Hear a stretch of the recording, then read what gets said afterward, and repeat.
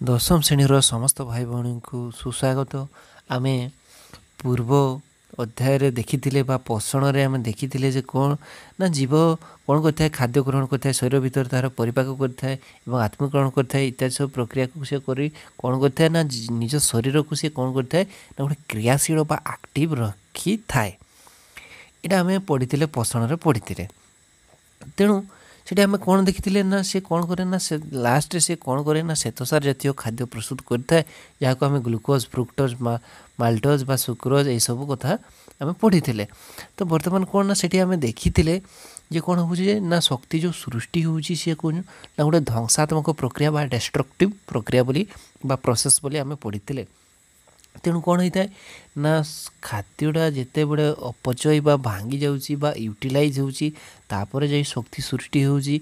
से आम कौन बोली कहते ना ताको अपचय प्रक्रिया बोली कहते बा काटाबॉलिज्म बोली पढ़ी।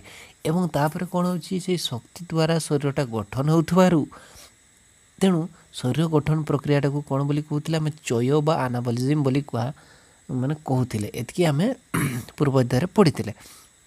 ताहले ये कौन देखा ना केतेकर मनरे डाउट रहे जे श्वसन श्वसन कहले कौन ना श्वासक्रिया बा प्रश्वास नेबा निश्वास छाड़ा ये कथा को से बुझती, किंतु ना श्वसनर अर्थ कौन है ना खाद्यरू शक्ति सृष्टि होगा प्रक्रिया को श्वसन कहुए।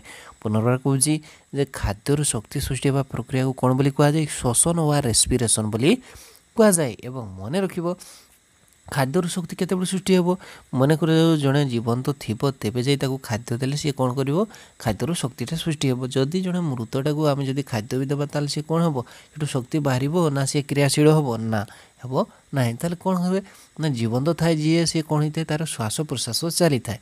तो ये आम देखा हाँ से श्वास प्रश्वास जपरी श्वसन सेपरी किंतु यह हूँ गोटे तार गोटे पार्ट बा तार गोटे अंश केमिति ना खाद्यर शक्ति सृष्टि होगापी आम कौन कर ना अम्लजान आवश्यक होता है, अर्थात आम निश्वास प्रश्वास ग्रहण करें आम प्रश्वास कौन नहीं था ना अम्लजान। तेणु अम्लजान कौन करे ना खाद्य को कौन करे ना सरलीकृत कर सी कौन करे साहाय्य करए।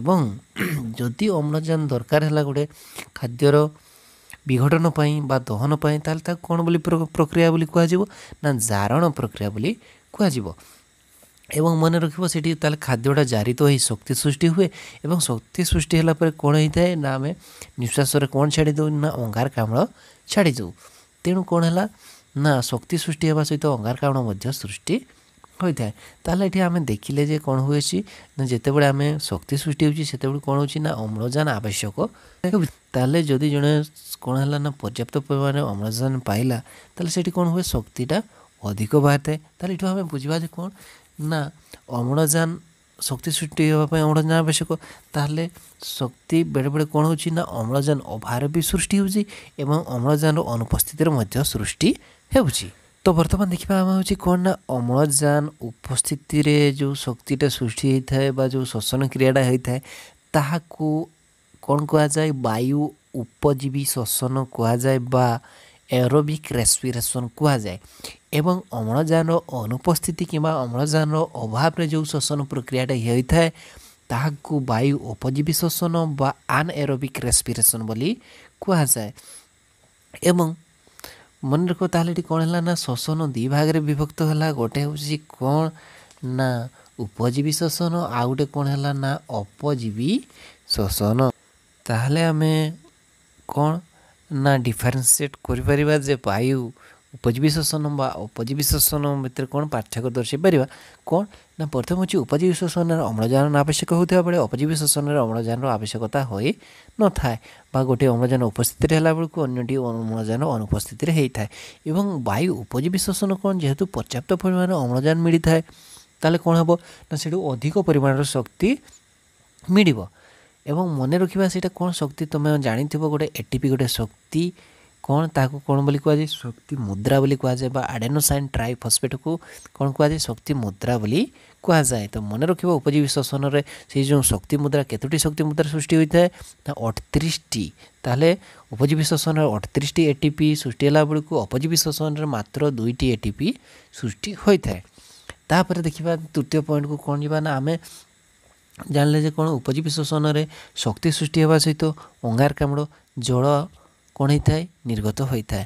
କିନ୍ତୁ ଅପଜୀବୀ ଶ୍ୱସନ କ'ଣ ହେଇଥାଏ ଯେହେତୁ ଅମ୍ଳଜାନ ସେଠି କ'ଣ ହେଇଥାଏ ଅଭାବ ହେଇଥାଏ ସେଠି କ'ଣ ହେଇଥାଏ ନା ଅଙ୍ଗାରକାମ୍ଳ ଓ ଜଳ ପରିବର୍ତ୍ତେ କ'ଣ ହେଇଥାଏ ନା ଲାକ୍ଟିକ୍ ଅମ୍ଳ ସୃଷ୍ଟି ହୋଇଥାଏ ଏବଂ ବେଳେବେଳେ କ'ଣ ହେଇଥାଏ ନା ଅମ୍ଳଜାନର ସମ୍ପୂର୍ଣ୍ଣ ଅଭାବରେ ସୁରାସାର ବା ଇଥାନଲ ସୃଷ୍ଟି ହୋଇଥାଏ।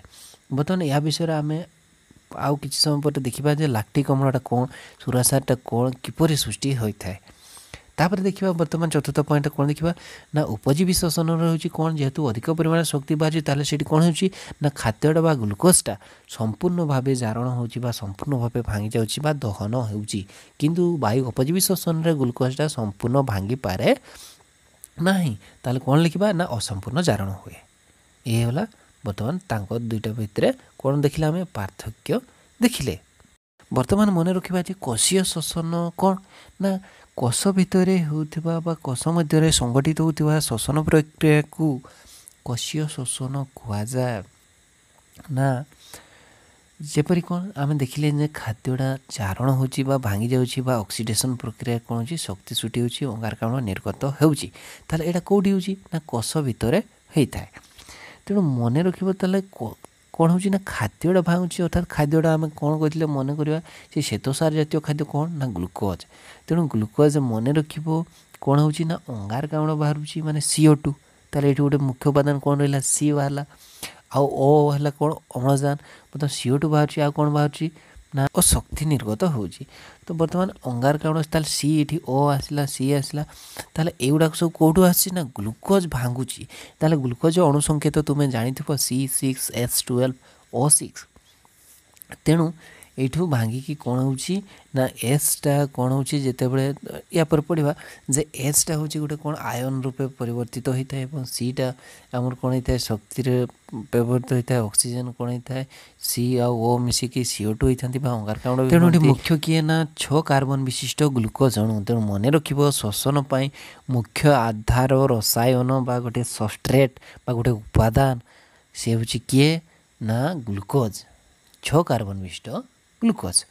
ବର୍ତ୍ତମାନ ଦେଖିବା ଯେ ସେଇ ଗ୍ଲୁକୋଜ୍ କ'ଣ ହେଉଛି ନା ଅମ୍ଳଜାନକୁ ବ୍ୟବହାର କରିବା ଯେତେବେଳେ ଜାରଣ ହେଉଛି ଅର୍ଥାତ୍ କ'ଣ ହେବ ନା ଅକ୍ସିଜେନ୍ ଗେନ୍ କରିବ। ତେଣୁ ଆମେ ଲେଖିପାରିବା ଏହାର ଅଣୁ ସଂକେତ ଯଦି ପକାଇଲେ C6H12O6 ତାହେଲେ ଜାରଣ କଲା ମାନେ ପ୍ଲସ୍ କ'ଣ ଲେଖିବା O2 ଲେଖିବା O2। ତ ତୁମର ଏଠି ଦେଖିପାରୁଥିବ ଇକ୍ୱେସନ୍ଟି 6O2 ଲେଖାଯାଇଛି ଏହା ସମତୁଲ କରିବା ପାଇଁ 6 ଲାଗିଛି। ତ ପ୍ରଥମେ ତୁମେ ବୁଝ C6H12O6 ଏବଂ O2 ବା ଅମ୍ଳଜାନ ଲାଗିଲା ଜାରଣ ଲେଖା ହେଲା। ବର୍ତ୍ତମାନ ଜାରଣ କାହିଁକି ଲେଖା ହେଲା ଯେହେତୁ ଅମ୍ଳଜାନ ଗେନ୍ କରିଛି ବା ଯୋଗ ହେଇଛି ତେଣୁ ତାକୁ ଜାରଣ ବୋଲି କହିବା ଆମେ। ଏବଂ ଶକ୍ତି ସୃଷ୍ଟି ହେଲା। ଶକ୍ତି ସୃଷ୍ଟି ହେବା ସହିତ ଆଗରୁ ଆମେ ପଢ଼ିଛେ ଯେ ଗ୍ଲୁକୋଜ୍ରୁ ବା C6H12O6ରୁ ଆଉ କ'ଣ ବାହାରେ ଅଙ୍ଗାରକାମ୍ଳ ଏବଂ ଜଳ ବାହାରେ। ତେଣୁ ଅଙ୍ଗାରକାମ୍ଳ ପାଇଁ CO2 ପ୍ଲସ୍ H2O ଲେଖା ହେଲା ଏବଂ ସମତୁଲ ପାଇଁ ଏଠି ମଧ୍ୟ 6 ଗୁଣନ କରାଯାଇଛି। ବର୍ତ୍ତମାନ ଆମେ ଦେଖିବା ଯେ ଏଇ ଯେଉଁ କୋଷୀୟ ଶ୍ୱସନ ବା କୋଷ ଭିତରେ ସଂଗଠିତ ହେଉଥିବା ଶ୍ୱସନ ପ୍ରକ୍ରିୟାଟି କେତୋଟି ନା 3ଟି ପର୍ଯ୍ୟାୟରେ ବିଭକ୍ତ ହୋଇଥାଏ। ମନେ ରଖିବା କୋଷ ମଧ୍ୟରେ ହେଉଥିବା ଶ୍ୱସନ 3ଟି ଫେଜ୍ରେ କ'ଣ ହେଇଥାଏ ସମ୍ପାଦିତ ହୋଇଥାଏ। ମନେ ରଖିବା ପ୍ରଥମ ଫେଜ୍ ବା ପ୍ରଥମ ପର୍ଯ୍ୟାୟ ହେଉଛି ଗ୍ଲାଇକୋଲିସିସ୍। ସେକେଣ୍ଡ ଫେଜ୍ ହେଉଛି ସାଇଟ୍ରିକ୍ ଅମ୍ଳ ଚକ୍ର ବା ୟାକୁ କୁହାଯାଏ କ୍ରେବ୍ସ ଚକ୍ର ବୋଲି କୁହାଯାଏ ବା TCA ବୋଲି ମଧ୍ୟ ଏହାକୁ କୁହାଯାଏ। ଏବଂ ତୃତୀୟରେ ଦେଖିବା ଇଲେକ୍ଟ୍ରନ୍ ପରିବହନ ସଂସ୍ଥା ବା ଇଲେକ୍ଟ୍ରନ୍ ଟ୍ରାନ୍ସପୋର୍ଟ ସିଷ୍ଟମ୍। ବର୍ତ୍ତମାନ ଏଗୁଡ଼ାକୁ ଦେଖିବା ପୂର୍ବରୁ ଆମେ ଜାଣିବା ଦରକାର ଯେ ଏ ଯେଉଁ କୋଷ ଭିତରେ ଯେଉଁ ଶ୍ୱସନ ହେଉଛି ଶ୍ୱସନ ହେବା ପାଇଁ ତାକୁ ଆଉ କିଏ କିଏ ତାକୁ କ'ଣ କରୁଛନ୍ତି ନା ସହଯୋଗ କରୁଛନ୍ତି ବା କିପରି ହେଇଥାଏ ଏବଂ ସେ କୋଷ ଭିତରେ କ'ଣ କ'ଣ ରହିଛି ଆମେ ତାକୁ ଜାଣିବା ଦରକାର। ତ ପ୍ରଥମେ ଦେଖ ତୁମେ ଏ ଫଟୋରେ ଦେଖିପାରୁଥିବ ଯେ ଗୋଟେ କୋଷ ଅଛି ଏ ଗୋଟେ ହେଉଛି ସେଲ୍ର ଚିତ୍ରଟିଏ। ସେଲ୍ ଦେଖ ବର୍ତ୍ତମାନ ସେ କ'ଣ ଅଛି ନା ଚିତ୍ରରେ ତୁମେ ଦେଖିପାରୁଥିବ ଯେ ଏଇଟା ଗୋଟେ ହେଉଛି କୋଷର ଭିତରେ ଦେଖିଥିବ ସେଇଠି ଗୋଟେ ତରଳ ରସ ରହିଥାଏ। ତାହେଲେ ଯେଉଁଠି ଦେଖ ସେ ଦୁଇଟା ଏରୋ ଲାଗିଛି ସେଠି ଗୋଟେ କ'ଣ ନା ତରଳ ରସ ରହିଥାଏ। ସେଇ ସବୁ ତରଳ ରସରେ ବାକି ସବୁ କ'ଣ ନା ବାକି ଅଙ୍ଗିକା ଗୁଡ଼ିକ ବାକି ଯେତେ ସବୁ ଚିତ୍ର ବିଚିତ୍ର ହୋଇଛି ସେଇ ଅଙ୍ଗିକା ଗୁଡ଼ିକ ସେଠି ରହିଥାନ୍ତି। ସେ ତରଳ ରସକୁ କ'ଣ ବୋଲି କୁହାଯାଏ କୋଷ ରସ ବା ସାଇଟୋପ୍ଲାଜମ ବା କୋଷ ଜୀବକ ବୋଲି କୁହାଯାଏ। ତାହା ସେ ତରଳ ରସ କାହିଁକି ହୋଇଥାଏ ନା ବିଭିନ୍ନ ପ୍ରୋଟିନ୍ ବା ଅଣୁ ଏନ୍ଜାଇମ୍ ଆଦି ପ୍ରବାହିତ ହେବା ପାଇଁ ବା ଫ୍ଲୋ ହେବା ପାଇଁ ବା गोटे जगार अन्य गोटे जगह को जीवाई खाद्यर आदान प्रदान से तरल रसटी कौन करता है कार्य कर समस्त को जीवंत रखी था। तेणु यह से तरल रसटी काम बा साइटोप्लाज्म काम से बर्तमान साइटोप्लाज्म को जी चारिपट को देख तुम्हें गोटे आवरण रही चारिआड़ गोटे बंधनी अच्छी आवृत कर जी रखी कोष झिली बोली कहुए। बर्तमान कोष झिली मध्य अनेक गुड़े अंगिका तुम देखिपार बर्तमान से देखिपार गोटे काकुड़ी परिका बा छोट छोट गोल देखा कौन बोली कहुए माइटोकॉन्ड्रिया बोली कहुए। बर्तमान तुम चित्र देख यहाँ हूँ गोटे माइटोकॉन्ड्रिया चित्र बा गोटे डायग्राम। बर्तमान ये देख भीतर को सब भांग भांग भांग भांग सदृश रही। बर्तमान से भांग गुड़ाक कौन बोली कहुए ना क्रिस्टा बोली कहुए। ये चित्रटा हूँ गोटे माइटोकॉन्ड्रिया चित्र। माइटोकॉन्ड्रिया भितर कौन होता है ना दीटा स्तर रही गोटे दीटा झिली रही अर्थात देख तुम से ऊपर गोटे आवरण देखिपार आ चित्र देख गोटे हलदिया टाइप गोटे आवरण अच्छी से दीटा आवरण तेणु ये दीटा झिली अच्छी तेणु मन रख माइटोकॉन्ड्रिया को कौन बोली कहुए ना द्विस्तरीय झिली बोली कहुए। तो यार दीटा स्तर गोटे झिली रही गोटे हूँ बाह्य झिली आ गोटे हूँ अंत झिली। बर्तमान बाह्य झिली और अंत झिली भितर कौन अच्छी ना कार्य कौन होता है ना भितर गोटे कौन रही है ना स्पेस रही है जोटा हूँ कौन ना भितर जो तरल रसटा रही कौन बोली कहुए मैट्रिक्स बोली कहुए। एवं भांग भांग को कौन बोली कहुए क्रिस्टा बोली कहुए क्रिस्टी बोली कहुए। तो बर्तमान देख ताले फास्ट फेजटा ना कौटी ना ग्लाइकोलिसिसटा आमर कौटी कोष जीवक से तरल रसरे संपादित है बेलू द्वितीय पर्यायर होता साइट्रिक अम्ल चक्र मैट्रिक्स रे संपन्न होता है। अर्थात जो माइटोकॉन्ड्रिया कोष भितर अच्छी कोषंगिका गोटे कोषंगिकार नाम हूँ कौन ना माइटोकॉन्ड्रिया। माइटोकॉन्ड्रिया दुईटी झिली रही है गोटे हूँ बाह्य झिली गोटे हूँ अंत झिली। बर्तमान से भितर थिबा जो मैट्रिक्स बा तरल रसटा रही है से तरल रसरे जो प्रक्रिया संपादित होता है ताको कौन बोली कहुए साइट्रिक अम्ल चक्र बा क्रेब्स चक्र बा क्रेब्स साइकेल बोली कहुए। बर्तमान तुम्हें देख जे माइटोकॉन्ड्रिया दीटा झिली ताले ऊपर झिली भीतर को आसिले अंत झिली भितर अच्छी तरल रस बा मैट्रिक्स मैट्रिक्स रे कौन है क्रेब्स साइकेल बा साइट्रिक अम्ल चक्र है। बर्तमान मैट्रिक्स ऊपर अंत झिली एवं बाह्य झिली भितर अर्थात कौटी ना अंत झिली रे इलेक्ट्रॉन परिवहन संस्था कार्य करिथाए। तो वर्तमान देखिबा सब तीनोटी जाक पर्याय को पुंखानुपुंखन भाव वर्तमान देखिबा हमें जे ग्लाइकोलिसिस कौन किपरि होता है तापर क्रेब्स साइकेल बा साइट्रिक अम्ल चक्र किपरि होता है तापर देखिबा इलेक्ट्रॉन ट्रांसफर सिस्टम कौन किपरि होता है। ग्लाइकोलिसिस देख कोष जीवक ग्लाइकोलिसिस संपन्न होता है ताले ग्लाइकोलिसिस कौटू आसला ना ग्लूकोज विघटन रू आसी कौन ग्लाइकोलिसिस। तो प्रथम आम ये देखीदे ना जे प्रथम फेज रे कौन होता है ये कौन होता है ना अनेक गुटे सोपान देखिए गति करता है। देखा ग्लाइकोलिसिस प्रथम सोपान कौन होता है ना 6 कार्बन विशिष्ट ग्लूकोज सी कौन होता है बा एटीपी से कौन करता है ग्रहण करता है। एटीपी जिते ग्रहण करे से कौन होता है ना 2टी कार्बन युक्त सरल शर्करार परिणत होता है। ताले 2 into 3 कार्बन गोटे सरल शर्करार परिणत होता है। द्वितीय सोपान कौन हुए ना 3 कार्बन विशिष्ट जो शर्करा से कौन होता ना 3 कार्बन विशिष्ट शर्करा से कौन होता है ना जैव रासायनिक प्रक्रिया द्वारा गोटे अम्ल परिणत होता है जहाँ कौन बोली कहुए ना पायरुभिक अम्ल। ताले से कौन होता है ना गोटे पायरुभिक अम्ल। बर्तमान से जो 3 कार्बन विशिष्ट कौन ना पायरुभिक अम्ल से कौन होता है गोटे जैविक अम्ल प्रस्तुत होता है सृष्टि होता है। सेठी कौन होता है ना एटीपी सृष्टि हुए एवं आ गोटे शक्ति कौन NADH बा निकोटिनामाइड एडेनाइन डाइन्यूक्लियोटाइड सृष्टि होता है। समीकरण देख तुम्हें 6 कार्बन विशिष्ट ग्लूकोज कौन है ना एटीपी साइज रे भांगी 2-3 कार्बन विशिष्ट गोटे सरल शर्करार परिणत हो सेमती ही ताले जो 3 कार्बन विशिष्ट 2टी शर्करा होता सरल शर्करा सीट पुणी 2-3 कार्बन विशिष्ट पायरुभिक अम्ल सृष्टि होता है। समीकरण देख तापर आम जा सीधा सड़क ये कोष जीवक पायरुभिक अम्लटा माने परिवेश अनुरूप किपर कार्य करिथाए। तो यह देखा पूर्व तुम एकादश सीधा सड़क आम जा देख ये गोटे डायग्राम को पढ़े जा ସେଠି ପଢ଼ିବା ବଦଳରେ ଏଇଠି ସିଧା ଡାଇଗ୍ରାମରୁ ଆମେ ସେଇ ଟୋଟାଲ ଲେଖାଟିକୁ ଆମେ ପଢ଼ି ନେବା ଆଉ ଜାଣିପାରିବା। ଯେ ଦେଖ ଲେଖା ଅଛି ଡାଇଗ୍ରାମରେ ଦେଖ 3 କାର୍ବନିଷ୍ଟ ଗୋଟେ ପାଇରୁବିକ ଅମ୍ଳ ଆମେ ପାଇଥିଲେ। ଠିକ୍ ଅଛି, ବର୍ତ୍ତମାନ 3 କାର୍ବନ ଯୁକ୍ତ ପାଇରୁବିକ ଅମ୍ଳ ମୁଁ କ'ଣ କହିଥିଲି ନା ଅମ୍ଳଜାନ ଉପସ୍ଥିତିରେ ଥରେ ଏବଂ ଅମ୍ଳଜାନ ଅନୁପସ୍ଥିତିରେ ଥରେ ଏବଂ ଅମ୍ଳଜାନ ଅଭାବରେ ଥରେ। ଅର୍ଥାତ୍ ଯେତେବେଳେ ସେ କ'ଣ ହେଉଛି ନା ଅମ୍ଳଟା ଭାଙ୍ଗିକି ଆମର ଶକ୍ତି ସୃଷ୍ଟି ହେଉଛି, କେଉଁ ଶକ୍ତି ନା ATP କିମ୍ବା NADH, ଏଇ ଦୁଇଟି ଶକ୍ତି ସୃଷ୍ଟି ହେଉଛି। ସେତେବେଳେ କ'ଣ ହେଉଛି ସମ୍ପୂର୍ଣ୍ଣ ରୂପେ ଅମ୍ଳଜାନ ଥାଇପାରେ ମାନେ ଉପସ୍ଥିତି, ଆଉ ଥରେ ଅମ୍ଳଜାନ ଅନୁପସ୍ଥିତି ଅର୍ଥାତ୍ ସମ୍ପୂର୍ଣ୍ଣ ରୂପେ ଅମ୍ଳଜାନ ନଥିବ ତୁମ ପାଖରେ, କିମ୍ବା ଆଉ ଥରେ ଅମ୍ଳଜାନ ଅଭାବ। ତେଣୁ ଏଇ 3ଟି ଷ୍ଟେପ୍ରେ ସିଏ କ'ଣ ହେଉଛି ନା ଶକ୍ତି ସୃଷ୍ଟି ହେଉଛି। ଠିକ୍ ଅଛି, ବର୍ତ୍ତମାନ ଦେଖ ମନେ କରିଯାଉ ସିଏ ଅମ୍ଳଜାନ ଅନୁପସ୍ଥିତି ଅର୍ଥାତ୍ ସେ ସମ୍ପୂର୍ଣ୍ଣ ରୂପେ କ'ଣ ହେଲା ଅମ୍ଳଜାନ ପାଇଲା ନାହିଁ। ସେତେବେଳେ କ'ଣ ହୁଏ ମନେ ରଖିବ, ଯେତେବେଳେ କୌଣସି ଖାଦ୍ୟ ପଦାର୍ଥରେ ସମ୍ପୂର୍ଣ୍ଣ ରୂପେ ଅମ୍ଳଜାନ ଅଭାବ ହେଇଯାଏ ସେତେବେଳେ ତାହା ସେ ଖାଦ୍ୟ ପଦାର୍ଥ କ'ଣ ହେଇଯାଏ ନା 2 କାର୍ବନ ବିଶିଷ୍ଟ ଇଥାନଲରେ ପରିଣତ ହୋଇଥାଏ। ବା ମନେ ରଖିବ ଇଥାନଲ ବା ୟାକୁ ସୁରାସାର ମଧ୍ୟ କୁହାଯାଏ। ସୁରାସାର ବା ମନେ ରଖିବ ଇଏ ଗୋଟେ ହେଉଛି ଆଲକୋହଲର ରୂପ। ଆଲକୋହଲ ମାନେ ବୁଝିପାରୁଥିବ ଗୋଟେ ତୁମେ ନିଶା ଜାତୀୟ ବା ନିଶା ଦ୍ରବ୍ୟ ବା ମାଦକ ବା ମଦ ଟାଇପ୍ର ଇଏ ହେଲା। ଯେମିତିକି ତୁମେ ଇଷ୍ଟ କଥା କୁହାହେଉଛି କିମ୍ବା ବିଭିନ୍ନ ତୁମେ ମଦ କଥା ସୃଷ୍ଟି କରାଯାଏ ଯେତେବେଳେ ଜାଣିଥିବ ତାକୁ ବିଭିନ୍ନ ପ୍ରକାର ପଚେଇକି କରାଯାଇଥାଏ। ସେତେବେଳେ କ'ଣ ହେଇଥାଏ ନା ଏଇ ପ୍ରକ୍ରିୟା ଦ୍ୱାରା ହୋଇଥାଏ। ତାହେଲେ ଏଠି କ'ଣ ହୁଏ, ଏଠି ସେଇ ଇଥାନଲ ସୃଷ୍ଟି ହେଇଥାଏ ଏବଂ ତା ସହିତ କିଛି ଅଙ୍ଗାରକାମ୍ଳ ଏବଂ ଶକ୍ତି ସୃଷ୍ଟି ହୋଇଥାଏ। ଗଲା, ଇଏ ହେଉଛି ଅମ୍ଳଜାନ ଅନୁପସ୍ଥିତିରେ।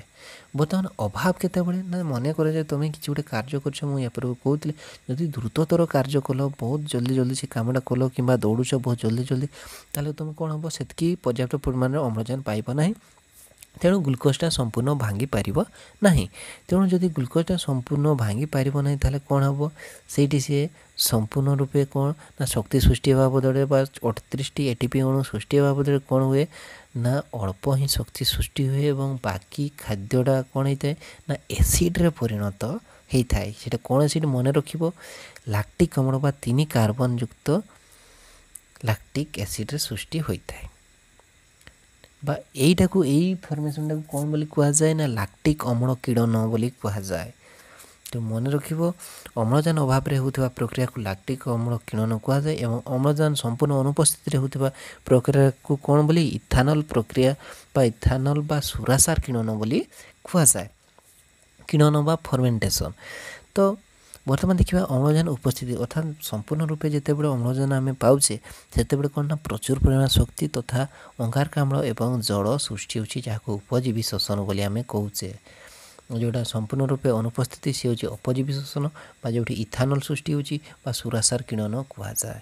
ମନେ ରଖିବ ଆଉ ଅମ୍ଳଜାନ ଉପସ୍ଥିତି ଅର୍ଥାତ୍ ଏଇଟା କେଉଁଠି ହେଇଥାଏ, କୋଷର ମାଇଟୋକଣ୍ଡ୍ରିଆରେ ହେଇଥାଏ ଏବଂ ଅମ୍ଳଜାନ ସମ୍ପୂର୍ଣ୍ଣ ରୂପେ ଅନୁପସ୍ଥିତି ଅର୍ଥାତ୍ ଅମ୍ଳଜାନ ପାଇବ ହିଁ ନାହିଁ କେଉଁଠି ନା କେତେ ଗୁଡ଼ିଏ ଅଣୁଜୀବ ଇଷ୍ଟ ଜାତୀୟ ବା ଇଷ୍ଟ କୋଷରେ ହେଇଥାଏ।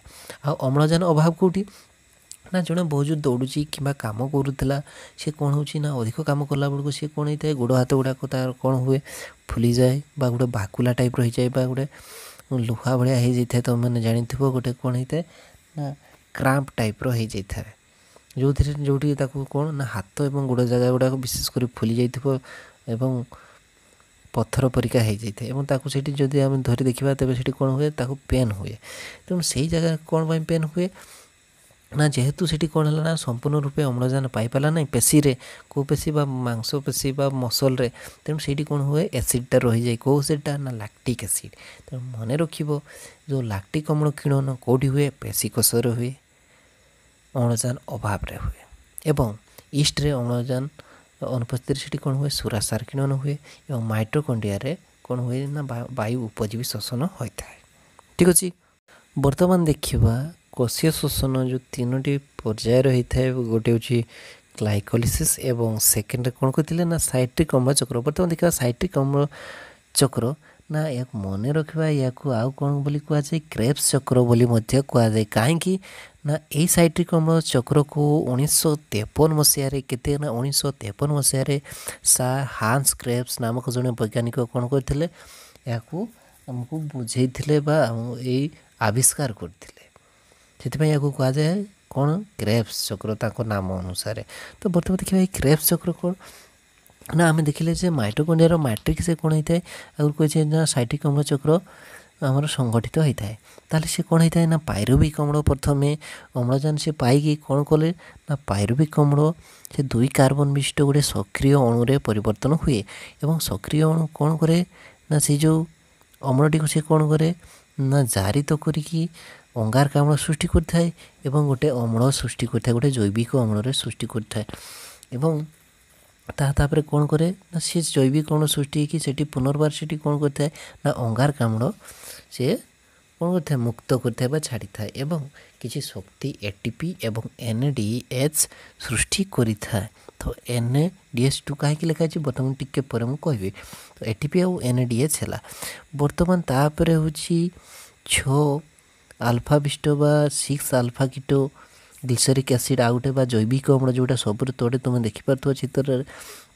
से सृष्टि होता है से शक्ति फल से शक्ति फल पुणी सी आउे कौन होता है ना एफएडीएस आउ एक शक्ति एटीपी जेपरी गोटे शक्ति बा एनएडीएच गोटे जमी शक्ति सेपरी एफएडीएस एक सेपरिया शक्ति बा जो को कहा जाए फ्लाविन एडेनाइन डाइन्यूक्लियोटाइड एक शक्ति सृष्टि होता है एवं ता पुनर्बार से कौन होता है ना एक जैविक अम्ल पुनर्बार से कौन होता है ना से एनएडीएच को कौन करता है ना सेठू एनएडीएच रु आउटे कौन ऑक्सालो एसिटिक एसिड बा OAA सी कौन करता है ना सृष्टि होता है ताले प्रथम आथर पुणी देखा ना पायरुविक अम्ल कौन है ना अम्लजान को व्यवहार कर 2 कार्बन विशिष्ट गोटे सक्रिय अणु द्वारा सी कौन करता है ना साइटिक अम्लू CO2 को कौन करता है मुक्त करता है एवं एक जैविक अम्ल प्रस्तुत होता है और जैविक अम्ल प्रस्तुत होगा सहित पुणी CO2 कौन करता है मुक्त करके एटीपी एवं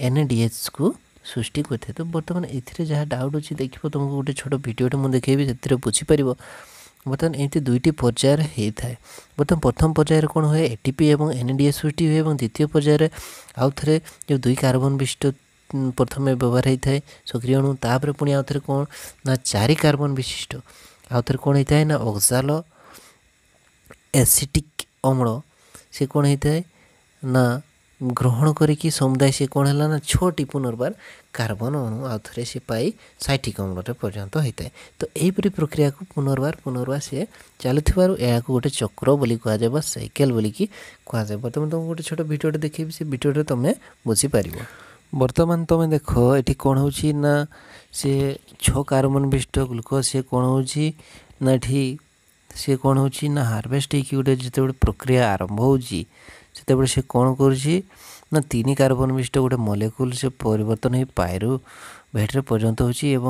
एटीपी गोटे परिवर्तन होची बर्तमान से कौन हो जिते इनवल्व हो गोटे एक्टिविटी गोटे एंजाइम द्वारा से कौन हो एंजाइम द्वारा से कौन हो ना एटीपी से कौन हो ना गोटे अधिक शक्ति सृष्टि करके सी कौन कर ना एनएडीएच शक्ति को सृष्टि कर पायरुवेट कौन हो 2टी पायरुवेट ना एनएडीएच सृष्टि करछि बर्तमान जिते ऑक्सीजन से प्रेजेंट होछि सेते से करछि ना माइटोकॉन्ड्रिया से कौन करछि ना से एनएडीएच सेते से पुनर्बार ऑक्सीजन जो बाहर से रेस्पिरेशन आरंभ करके सी कौन करछि ना पायरुवेट सी कौन करछि मूव करछि ना कोडी मूव करछि ना माइटोकॉन्ड्रिया को सी मूव करते माने ऑक्सीजन तबले से जाई थाए ताले से ऑक्सीडेशन प्रक्रिया है कि एनएडीएच कौन होता है ना गोटे इलेक्ट्रॉन से सेमती कौन करता है पुनर्बार एनएडीए रु छाड़ी इलेक्ट्रॉन पुणी एनएडीएच पर्यंत होता है तो तापर कौन होता है एवं साइट्रिक एसिड प्रक्रिया बा एटा को आम कौन कहे ना एसिटिल को गोटे एंजाइमटे अच्छी ता साहाय्य से कौन हो ना यही क्रेब्स चक्रटी तापर संपादित होछि बर्तमान आम देखा कौन ना तृतीय पर्यायर अच्छी कौन इलेक्ट्रॉन परिवहन संस्था बा इलेक्ट्रॉन ट्रांसफर सिस्टम कौन कही ना इलेक्ट्रॉन ट्रांसफर सिस्टम माइटोकॉन्ड्रिया अंतझिल्ली संपादित होता है एवं ये संस्था जो संपन्न होता है कौन होता है ना प्रोटोन और इलेक्ट्रॉन वाहक अणु द्वारा ये कौन हो जाए यही सिस्टमटी गठित होता है ताले किए ना जो इलेक्ट्रॉन परिवहन संस्था इलेक्ट्रॉन एवं प्रोटोन यही 2टा अणु द्वारा यही संस्थाटी बा सिस्टमटी गठित होता है देखा गोटे छोट भिडियोटे देखा तुम पूरा आराम बुझीपार देख ना ଯେତେବେଳେ ସେ କ'ଣ ହେଉଛି ନା ଇଲେକ୍ଟ୍ରନ୍ ପରିବହନ ସଂସ୍ଥାକୁ ଆମେ ଟିକେ ବୁଝିବା ନା ମାଟ୍ରିକ୍ସ ବା ଅନ୍ତଝିଲ୍ଲୀ ଯେତେବେଳେ ହେଉଛି ସେତେବେଳେ କ'ଣ ହେଉଛି ନା